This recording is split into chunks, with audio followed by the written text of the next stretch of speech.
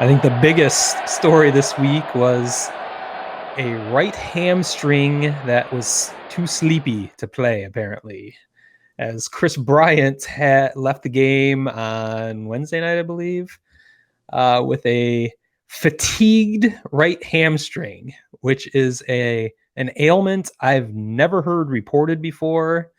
I think a lot of reporters on Twitter even said they have never heard of a fatigued right hamstring to have a player leave a game in the middle of it. But that was the case for Kris Bryant. I think that was the Cubs carefully crafting a press release to calm fans, calm potential trade partners. They refused to call it an injury.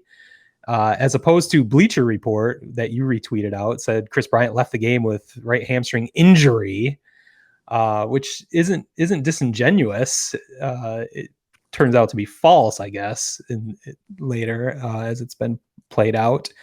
But it was just kind of a ridiculous couple of days as Kris Bryant left the game.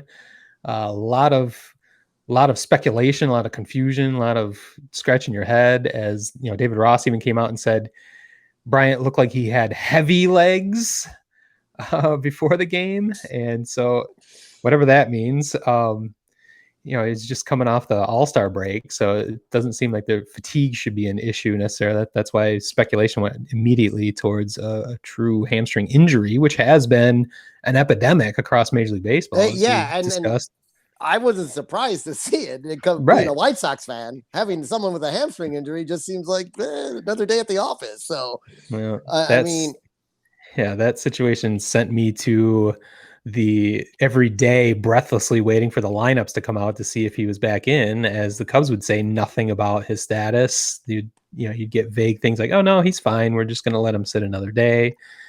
But he's available off the bench, and then he wasn't available off the bench in St. Louis in a critical time or in a game they lost. He did finally come in and pinch hit Thursday night in a loss in St. Louis, so that kind of made Cubs fans feel better. And he did start the game yesterday, in which he walked and scored a run in the first inning. So apparently that drama is all over with. His hamstring is at least good enough where he can play Major League Baseball. It has woken up.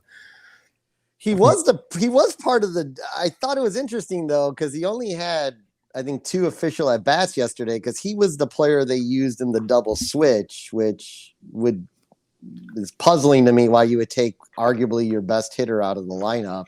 Because they're playing the D-backs and they won 8-3. Yeah, that's true. I guess pretty easy decision to rest a guy that had some kind of issue. Whether we'll ever know the depth or the severity of it. If he's back in 3 days, it couldn't be too bad, but just the drama associated with it was just ridiculous.